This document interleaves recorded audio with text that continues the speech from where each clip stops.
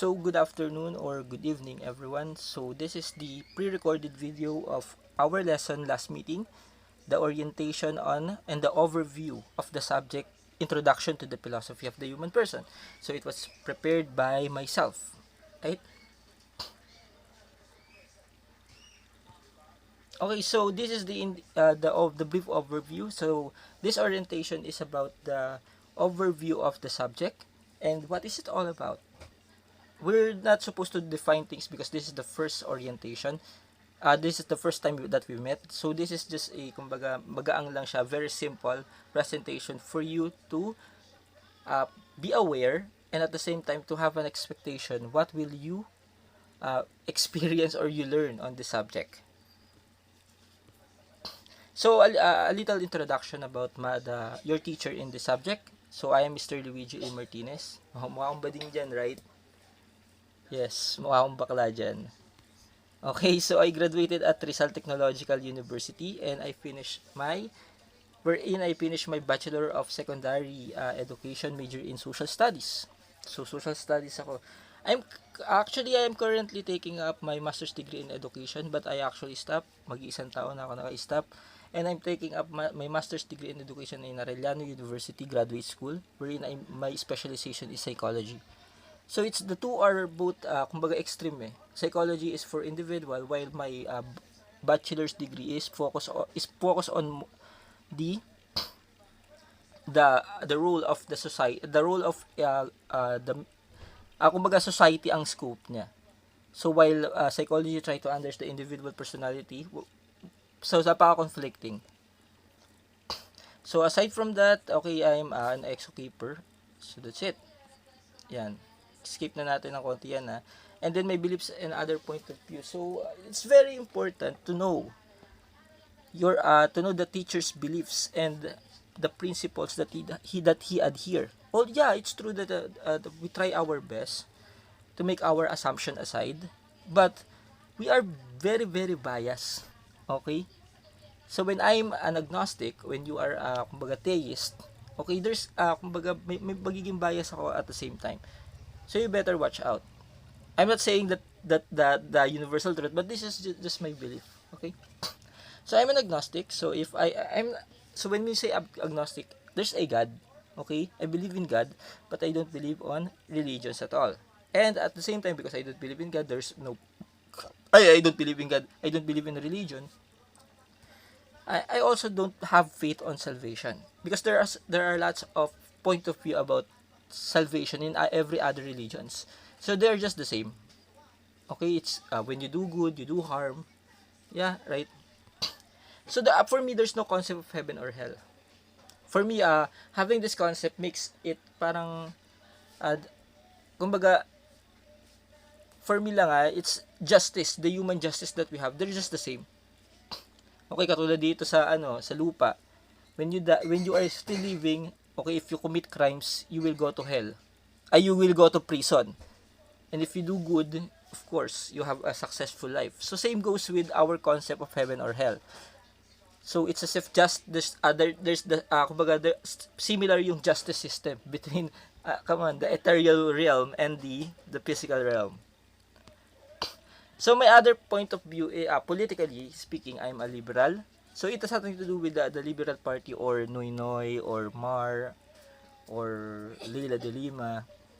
It's nothing to do with them. Okay, it's just my principles. Because of my affection, diba, to freedom. So kaliwat kanan yung atake sa freedom nowadays, especially in the 21st century, sa panahon natin. So for thousands of years, there are a lot of people in the past who fought for this freedom. Ang dami, sobrang dami, diba?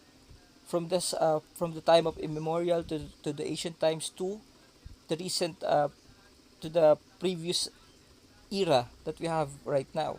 Although we are in a technological more advanced stage in human development and evolution, there are still many countries who are not experiencing this freedom.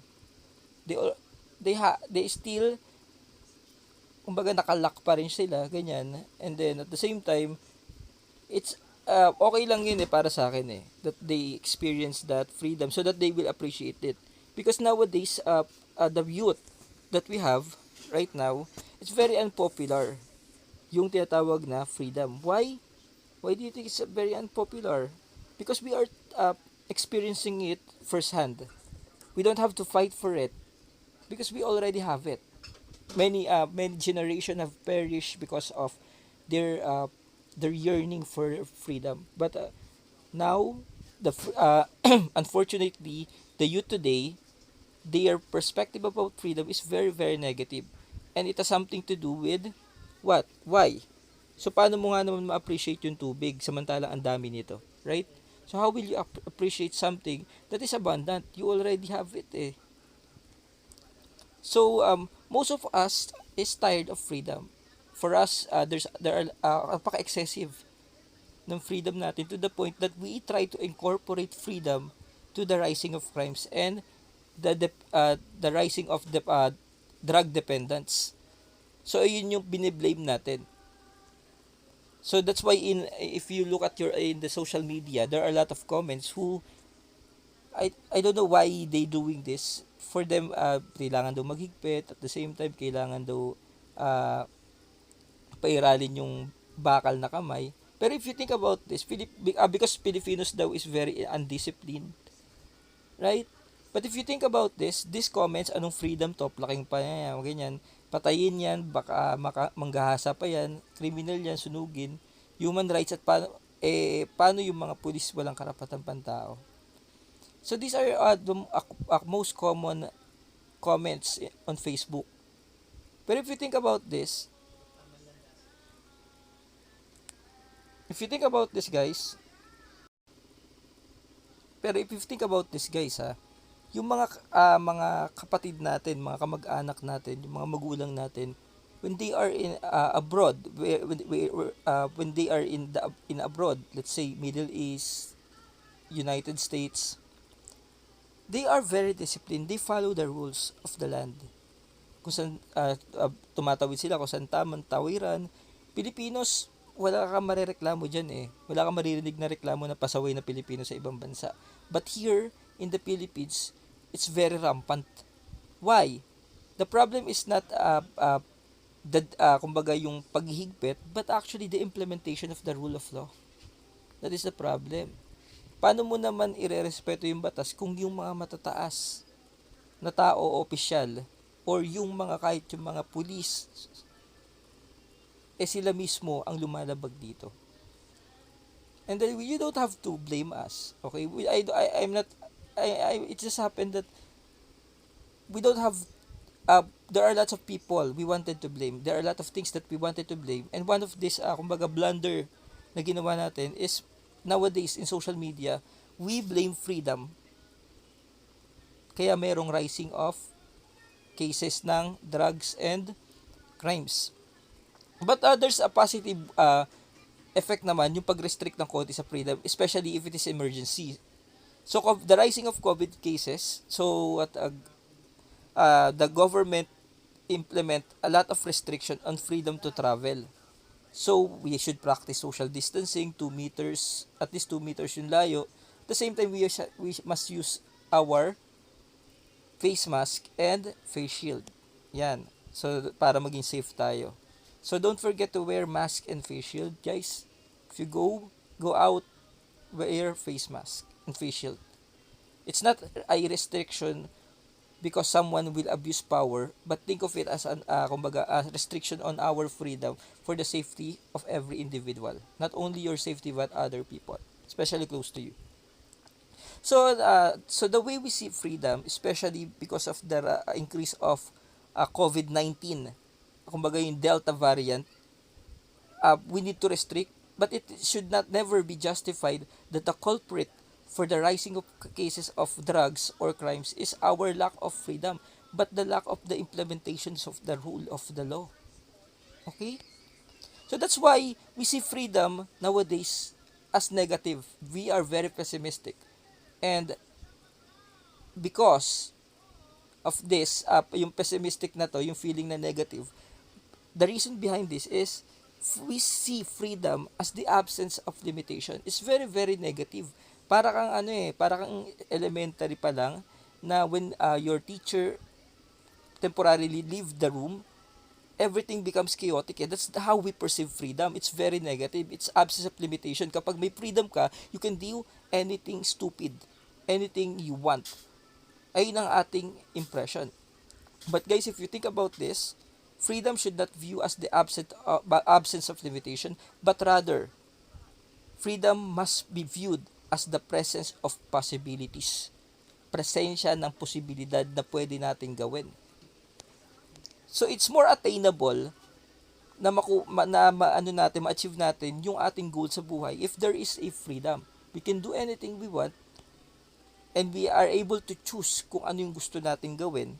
So if you think about this, no, sa North Korea hindi nila nagagawa yan. Merong mga prescribed na hairstyle pang lalaki at pang babae. Kung gusto mo mag-mohawk doon, bawal.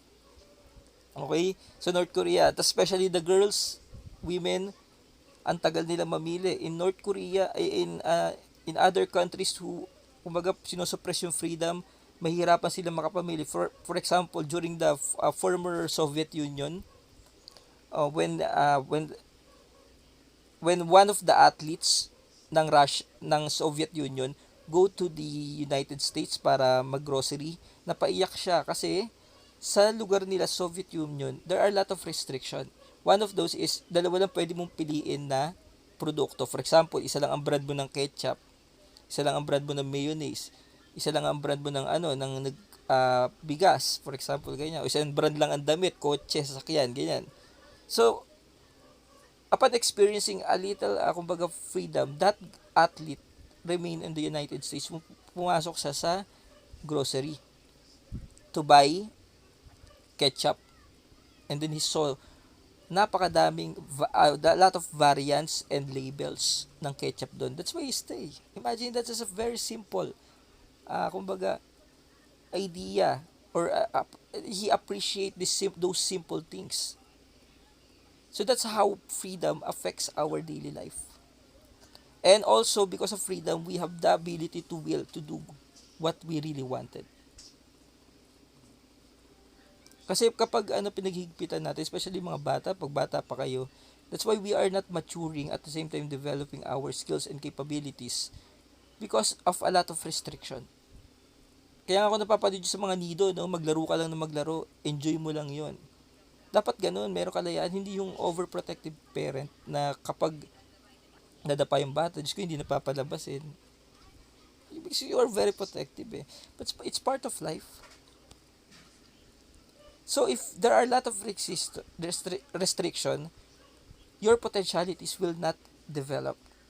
So it's better that we are, because we are being of potential eh. That's why we need to have freedom to think, to choose, to decide, to will. As long as it never hurts a person, that will do. That's why we need to define freedom as not just an absence of limitations, but the presence of possibilities, not negative. Okay. So let's now go to the subject title, our subject description. Pasensya na putol yung ating subject title kasi nga phone ang gamit ko. So, introduction to the philosophy of the human person. So, napaka-wordy niya. So, is there something wrong with the subject title? Okay, sasagutin ko na yan. Wala naman kasi kung kausap. Diba? So, introduction to the philosophy of the... Redundancy siya. So, in philosophy, it's redundant. Human na, person pa. But in philosophy, human and person are two different terms. So, remember guys, there are a lot of disciplines and each discipline has its own variant of definition or how they give meaning to it. For example, iba ang tingin ng magsasaka sa bigas at iba rin ang pananaw ng isang construction worker sa bigas. Right? Ang bigas for farmers are what? Pangkabuhayan. Ang bigas sa let's say construction worker ay pangangailangan, food. So ganun, magkaiba yung perspective niya. So it's also in the realm of philosophy, human and person aren't the same. They're just not the same. Okay? So what are the differences? So human, so whenever we are trying to define things, we are looking for the word origin of the term. So human came from the Latin word, its origin is from the Latin word humus, okay? So dyan siya nagmula, yung human. So when you say humus, it has something, when you translate it in English, it's earth and ground. And we say earth and ground, it's something to do with physical manifestation or the physical aspect of being a being that being. Okay? Being that being. So that is the manifestation, its physical aspect. So yung balat, kamay, paa, tuhod, etc. Yung ginagawa ng kamay, ginagawa ng paa, ginagawa ng mata, these are all manifestation of being human. So you as a physical being. So the manifestation can be seen through the power of your five senses. Okay, kung paano tayo nakakakita, nakakaramdam, nakakaamoy, etc. So it has something to do with that. So when you move, you run, kiss and hug, the sensation that you felt, because you cannot feel it without without your body. That's why these are all the manifestation of human. At the same time, our body actually rot when we die, nabubulok to. So these are all the manifestation of being human. So okay. So kapag nakita mo si crush mo, kinikilig ka, it's as if you are the only one who actually can experience that because it's special. So I don't want to kumbaga spoil you with this, but the truth is everyone can felt that sensation. All right? There's nothing special with that. Okay, because you are human. You have the body to feel that sensation, that pleasure, that kilig. Eh, so you are indeed a human being. Congratulations. So the pain that you felt physically, mentally, or psychologically, these are all part of being human. For example, kapag di ka crush ng crush mo, sakit no, no?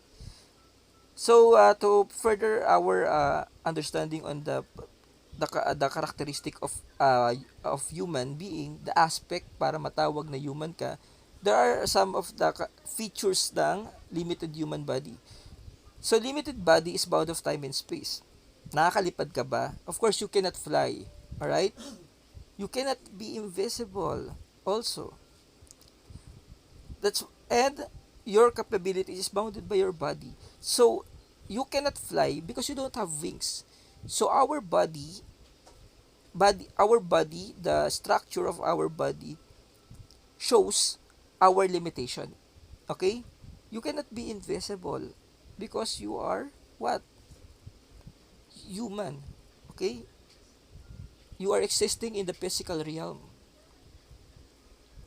And then, one of the characteristic of a limited body is sensible. So when you say sensible, we can feel pain and also pleasure. Nakakaramdam tayo. Both physically and psychologically and emotionally.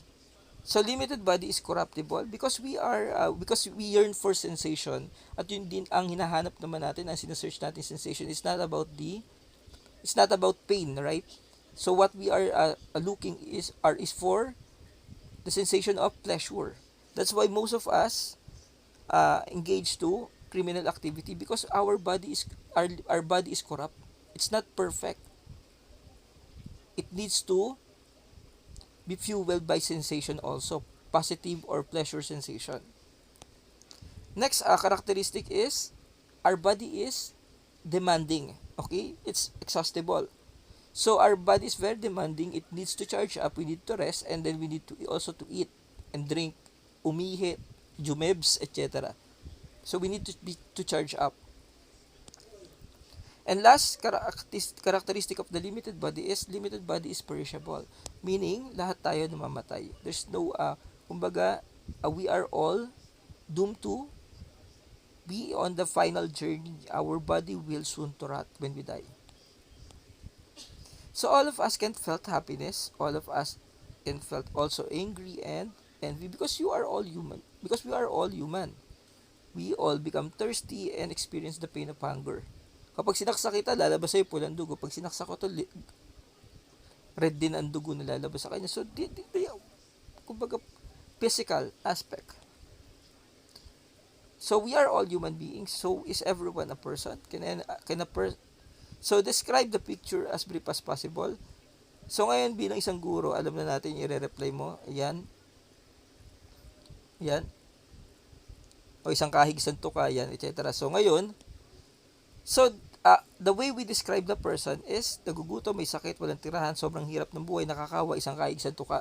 So all answers describes human biological needs, right? It's human, very human. Kung ano yung mga pangangailangan natin, katulad ng diniscuss natin kanina, human needs food, human needs sensation. That's why that person, we tended to describe him as a human being. And all answers were in a negative description. So, do you consider him as a person or just an organism who exists to satisfy his biological needs? Yung pangangailangan niya lang physically. So, it's simply a human being. We see him as a human being, pero not a person. So, who is a person? Can you be a person just by eating? Can you be a person just by satisfying your orgasm or desires? Can you be a person by having all your dreams come true? So, which one is the manifestation of how you become a person? So technically, we are all human beings. But is everyone a person? Can everyone be a person? But what it makes to be a person? Ano ba talaga? Para maging person ka? Ano ba yung, meron ba tayong standard to follow, na kailangan i-follow? I-skip na natin to, ha. So, kung naka-attend ka sa Gmeet, okay, meron tayong activity about that. So ngayon, natin, i-define na lang natin kung ano yung person. So, a person is an individual that is part of our lives, indirectly and directly. When say indirectly, let's say si Digong, President Digong, you adore him, diba, natuwan-tuwa ka sa kanya, you consider him as a person because you are perceiving him na ganon. Meron kang respect and you accept him from kung sino man siya. Okay? So, in other words, guys, if you considered that being as a person, he deserved moral consideration, meaning respect and acceptance. So, for example, Adolf Hitler, we all know that Adolf Hitler committed a crime against humanity for killing or murdering millions of Jews and non-Jews. Okay, when you say non-Jews, they are the gypsies, they are yung homosexuals, and so on and so forth. So, marami siyang pinatay. So, yan example. So, because of what he done, we can say that if I ask you, is he a human being? Yes, he is a human being.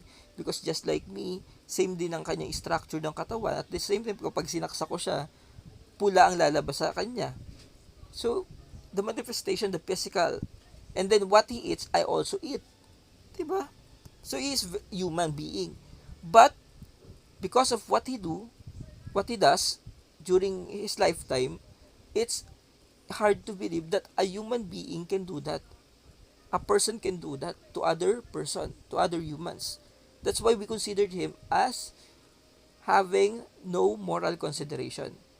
We disrespect him, not necessarily disrespect him, but we don't want to be like them. Okay, him. Because of his crimes. So, is he a person? What you said kanina, sinabi natin that the beggar is what? A human being because of the way we define them. So, according kay Bishop George Berkeley, to be is to be perceived. Kung ano ang nakikita natin, ay yun talagang nakikreate na reality. We are actually co-creating realities with one another. We are trying to give meaning sa mga bagay-bagay sa paligid natin. We do that And the way we define things, it actually create a stigma to that person kung paano natin siya ina-identify at doon niya na-identify din yung sarili niya. Because we are co-creating realities. So it should, if we want to describe or to see or to perceive yung beggar as a human, as not just a human but also a person, we should see and rediscover ano siya bilang isang person, yung meron siyang moral consideration or respect and acceptance. So this man is a person because through he lacks food to eat, but he has dignity. Meron siyang dignidad. True, he has no money, but he has the opportunity, just like us, because we are free individuals. So is it negative or positive? It's positive. At the same time, we see him as an individual who's searching for his own fortune or destiny, because he has the right to, and not just an organism that satisfy their needs. So sabi nga nila, madali maging tao, mahirap magpakatao. And that's true. It's easy to become a human being. It's easy to become a human being, but it's hard to become a person. O baka naman kasi, madali lang talagang manghusga ng tao. If you think about that. So then, sino ang tao? Who is this person? At paano magpakatao? We already define the difference between human and person, and we come up that these two entity are different with one another. But the question is, paano magpakatao? That is the essence of philosophy. There are no right or wrong answers. As long as you are thinking, as long as you are looking for answers, as long as you are searching for it, as long as you rediscover yourself also, you it's so in this subject matter, it's all about rediscovering yourself deep within your soul, your existence. It's true, as a human being, you cannot fly because you don't have wings. But as a person full of potentials, full of possibilities, we can fly. Just like what these two guys do, 'di ba? In our history, they are the one who invented flight. So they can fly. And our respect to that these two person, despite of the limited body, come up with a solution on flying, on flight. So you have the body. I also have the body. But I cannot fly because I am human being. I have a soul. May kaluluwa ko. I'm free. And because of this freedom that I am experiencing right now, I take advantage. I use it as an advantage and take an opportunity that I have because I am enjoying this freedom. And this opportunity, this freedom will give me the ability to harness my potential to do something greater than myself, not just by eating, not just by drinking with my friends, not just sharing more memories, but also harnessing my potential as a human and also as a person, which is greater than myself. Because you are a person, you have all the freedom that you have to choose, to will, to act, and to love the things or a being that you want to be part of your life. So I love you to satisfy my loneliness. It's so lonely when you are teaching. So I'm very thankful that you are part of this online class. So thank you and I love you for that. You satisfy my loneliness. Because I'm a human. I need that. And I love you because I want you to be part of me. I love you because you are being part of me. To be my student. To be part of this program. Because I'm a person and you are also a person. Welcome to the Arellano University. Thank you and Godspeed.